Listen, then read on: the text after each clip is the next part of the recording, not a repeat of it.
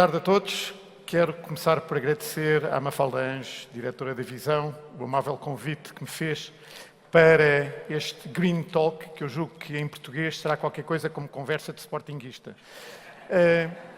O título que eu dei à minha apresentação não é muito original, Alterações Climáticas. O subtítulo, com uma interrogação, esse deve-se a duas ordens de razões. Em primeiro lugar, porque, tal como com o futebol e a medicina, as alterações climáticas são alvo de discussão com igual fervor e com igual certeza por parte de quem sabe pouco ou julga saber muito do assunto, indo muitas vezes contra aquilo que aqueles que olham para este problema como um problema de natureza físico-matemática, às vezes acham que essas opiniões, de facto, são ou erradas ou mesmo falsas.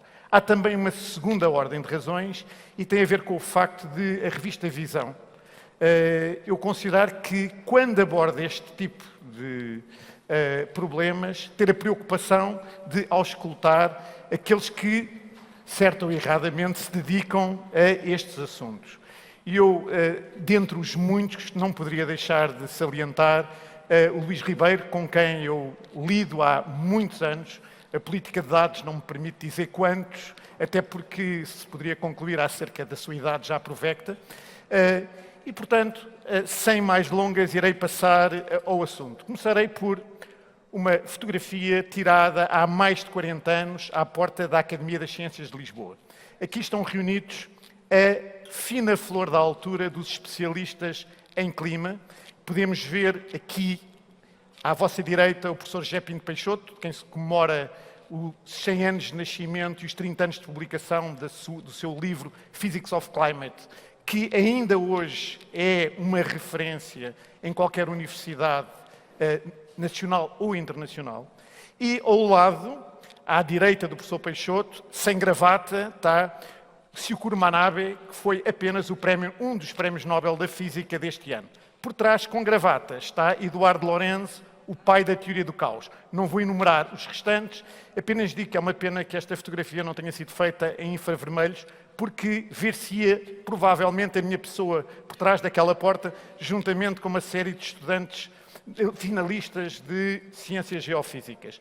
Ora bom, das intervenções destes ilustres pessoas, saiu um livro chamado Teoria do Clima, que hoje em dia seria um título perfeitamente normal. Na altura, há 40 anos atrás, era uma pedrada no charco, era dizer o clima faz parte da física, como a mecânica quântica, como a astrofísica, etc. Um desses alocuções, feitas por Manabe, aparecia este trabalho chamado Dióxido de Carbono e Mudanças Climáticas. Eu, há pouco tempo, tive a ocasião de reler o artigo e fiquei siderado pelas conclusões a que Syukuro Manabe chegou há 41 anos atrás, com os modelos daquele tempo. E reparem, diz a temperatura da troposfera aumenta enquanto a temperatura da estratosfera diminui, check. Isto verificou-se nos 40 anos a seguir. O aquecimento médio anual do ar à superfície nas latitudes elevadas é 2 a 3 vezes maior do que o aquecimento correspondente nas latitudes baixas, check.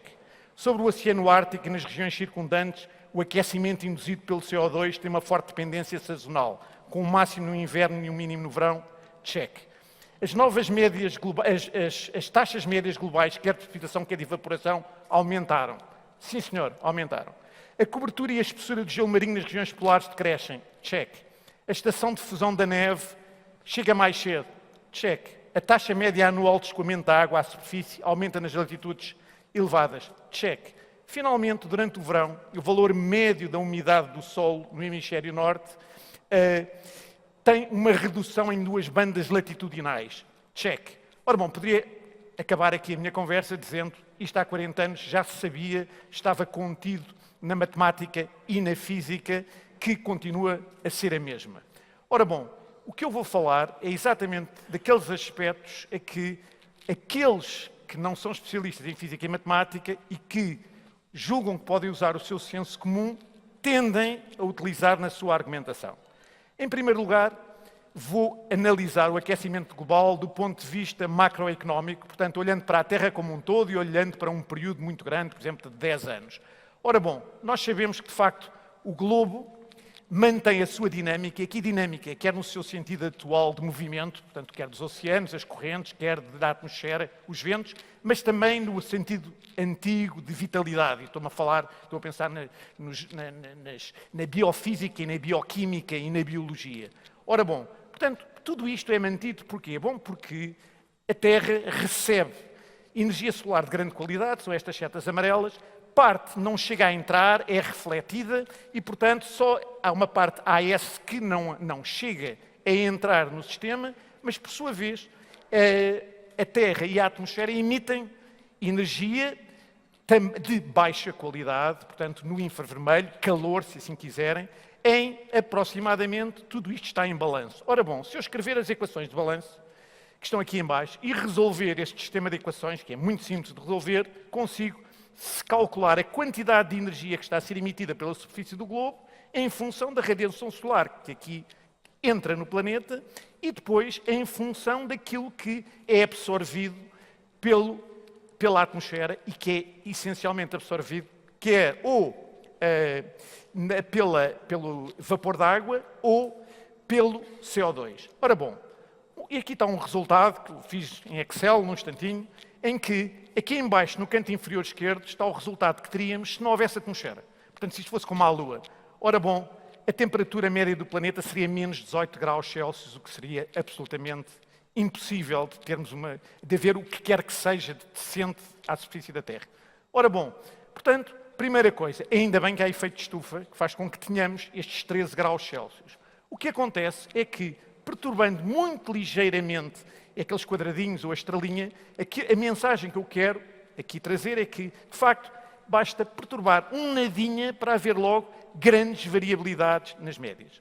E, portanto, é um problema complicado de se calcular e, sobretudo, de se olhar para isto numa base qualitativa. Para agravar ainda mais a dificuldade do problema, temos o facto de a atmosfera não ser um sistema linear. Muito rapidamente, um sistema linear é o carro, quando nós estamos, um carro normal, quando nós estamos a conduzir, se nós demos uma guinada no volante, ele responde virando mais rapidamente. Se der uma patada no travão, ele diminui a velocidade. Quem já teve a experiência, como eu já tive, a ir para Montezinho, do carro entrar em derrapagem, sabemos que não é nada disto. Uma pequena guinada tem efeitos imprevisíveis e uma patada no travão tem também influência, portanto, resultados muito pouco calculáveis. Ora bem, a não linearidade é uma característica da atmosfera e do sistema climático. Uma outra característica é os chamados feedbacks ou processos de realimentação.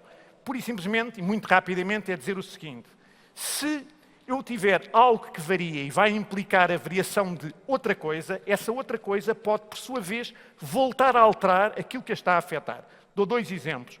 Um que é, nós sabemos que o globo está coberto, parte pelas calotes polares, que qualquer pessoa que vai para a neve sabe que reflete muita luz. Ora bom, se por acaso há um aumento de temperatura, uma parte vai derreter, aí menos energia ou menos radiação vai ser refletida, mais vai ser absorvida, maior vai ser a temperatura, mais vai derreter. Ou seja, entramos numa espiral de desequilíbrio que só terminará se o gelo derreter todo. Um outro exemplo é das nuvens. As nuvens também refletem muita energia, sabemos.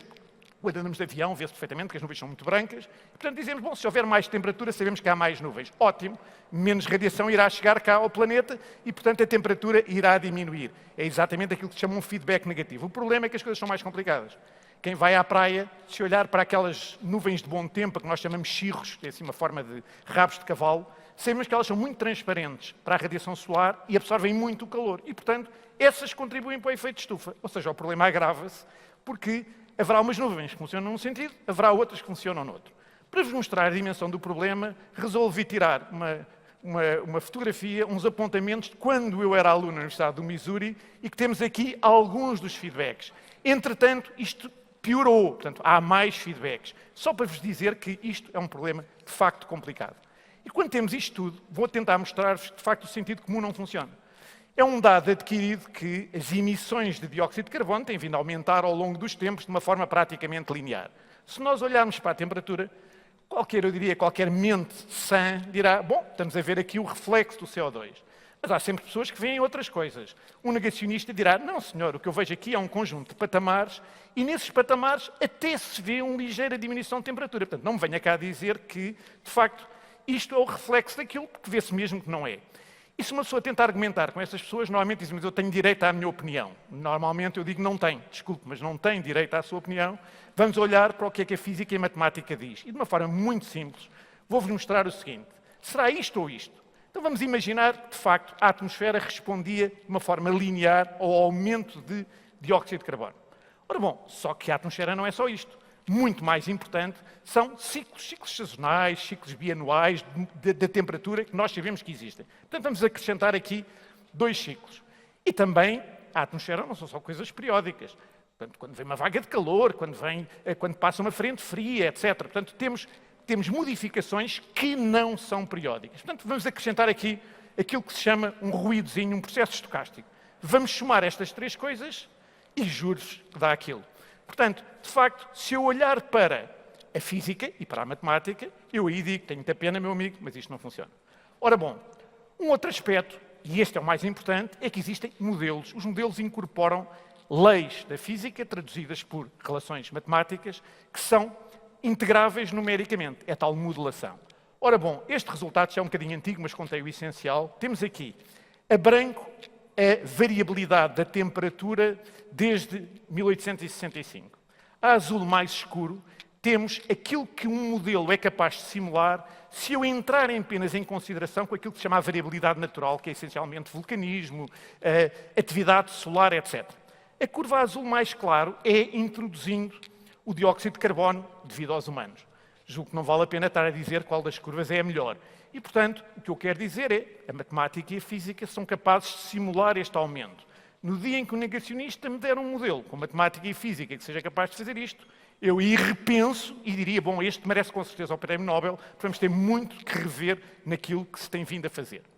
Ora bem, um outro aspecto que normalmente também se ouve as pessoas dizer que é assim, um aumento de 2 graus, como dizia há bocadinho a Mafalda, 2 graus, isso também não é muito mau, não é? 2 graus, até dá jeito. O problema não são os 2 graus. Nós só damos valor à meteorologia quando temos extremos. Ou seja, quando vem uma onda de calor que mata uma série de pessoas, quando vem uma seca que destrói a agricultura, quando vêm fogos que destroem as florestas, quando vêm furacões. Ora bem, se nós admitirmos que um parâmetro como a temperatura se distribui naquilo que se chama de distribuição gaussiana, que não é mais do que aquela curva em bossa de camelo ou em chapéu napoleónico, ora bom, uma mudança na temperatura é dar um piparotezinho para o chapéu andar ligeiramente para a direita. Ora bom, é fácil de ver que aquilo que está na aba do chapéu, que era relativamente raro, passa a ser muito menos raro. Portanto, se um fenómeno que aconteceria uma vez em cada 10 anos, passar a acontecer 2 vezes a cada 10 anos, são 2 vezes o prejuízo. Portanto, este é que é o problema. Mas há um outro aspecto, é que também existe um aumento de variabilidade. O aumento de variabilidade é nós abatermos o topo do chapéu e afastarmos as abas. Se repararmos, esse aumento de variabilidade também se traduz num aumento de extremos. Se juntarmos as 2 coisas, o aumento ainda é mais significativo. Ora bom, eu não estou aqui a falar em previsões, estou a falar daquilo que se observou desde 51 até 2011 e não é preciso estar aqui a convencer-vos que, de facto, o chapéu tem vindo a abaular-se, que tem vindo a andar para a direita e que, quer a temperatura global, quer, sobretudo, a temperatura sobre terra no hemisfério norte, tem vindo a ter cada vez mais extremos. E agora, para terminar, vou falar apenas em 2 ou 3 estudos em que eu sou responsável. Portanto, quem não acreditar, pode vir falar comigo. Ora bom, se olharmos aqui para este gráfico, qualquer economista presente na sala diria, epá, este produto da ESR é fantástico. Os primeiros 20 anos são nitidamente piores do que os segundos 20. Não é preciso grandes estatísticas para vos convencer disto. O problema é que o que aqui está representado é o perigo meteorológico de incêndio em Portugal. Portanto, é um índice que tem que ver com temperatura, com umidade do ar, com velocidade do vento e com precipitação. E quem gosta de gráficos de barra também diria, fantástico, não é? Estamos a evoluir muito bem nos segundos 20 anos, são muito melhores. Ora bom, aqui vê-se perfeitamente que não só arde mais, como há muito mais extremos, e estou a falar de 2003, 2005 e 2017. E, apesar de estar aqui o Sr. Ministro do Ambiente presente, eu diria que, muitas vezes, eu cinicamente, sou um bocado cínico, digo, bom, se continuarmos com isto, há uma vantagem, há muito mais papers interessantes para se fazer nas universidades, porque, de facto, qualquer destes 3 eventos é absolutamente fantástico de se analisar. Ora bom, finalmente temos um outro aspecto, que é olhar para a estação dos choques. Tradicionalmente era entre julho e setembro. não é preciso também convencer-vos que, olhando para os primeiros 20 anos e para os segundos, começa a haver muito mais incêndios antes da época tradicional e depois. Mais um impacto das alterações climáticas. Finalmente, um artigo que foi publicado na Nature o ano passado, em que eu tenho especial gosto, porque eu sou o segundo autor, o primeiro e o terceiro são dois brasileiros que doutoraram comigo, não é? Portanto ficou mais ou menos em família, mostra, de facto, o aumento trágico que houve em 2020 no Pantanal. Eu não vou falar na Amazónia, porque é um assunto mais conhecido, nem vou falar no Cerrado brasileiro. Vou falar no Pantanal. O Pantanal ardeu como nunca tinha ardido. Basta olhar aqui para o canto inferior esquerdo, em que nós vemos, de facto, o perigo meteorológico ao longo dos anos. Também não me parece perder muito tempo a tentar convencer-vos que, de facto, ele tem vindo a aumentar e que 2020 bateu todos os recordes. Para terminar, deixo-vos com 3 pensamentos. Um deles, que eu prezo muito, é de um general americano, Gordon Sullivan, que diz que as pessoas dizem que é preciso estarmos absolutamente convencidos das projeções para podermos atuar. E ele diz, bom, falando como um soldado, se vou esperar ter 100% de certezas, algo vai correr muito mal no campo de batalha. Isto eu acho que é especialmente apropriado para nós portugueses, que somos muito mais reativos do que proativos, e, portanto, não esperem pelas certezas. Não por mim, que já estou mais para lá do que para cá, não é? Mas por causa dos meus filhos e dos meus netos. Um segundo aspecto é de um físico ou uma segunda frase é de um físico que eu admiro muito, que era bastante cínico, Max Planck, e que, a propósito da mecânica quântica, mas aqui é exatamente o mesmo, diz: uma nova verdade científica não triunfa por se convencer os seus oponentes e fazê-los ver a luz, mas antes os seus oponentes acabam por morrer e uma nova geração que é familiar com ela, né, portanto, acaba por aparecer e impor-se.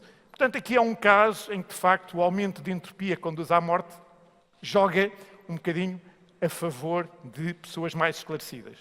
E, finalmente, eu, como universitário, não podia deixar de falar num conhecido engenheiro florestal e poeta, Baba Dioum, que diz que, no fim, apenas conservaremos o que amamos, apenas amaremos o que compreendemos e apenas compreenderemos aquilo que nos é ensinado. Como universitário, eu acho que é, de facto, a mensagem importante. Muito obrigado.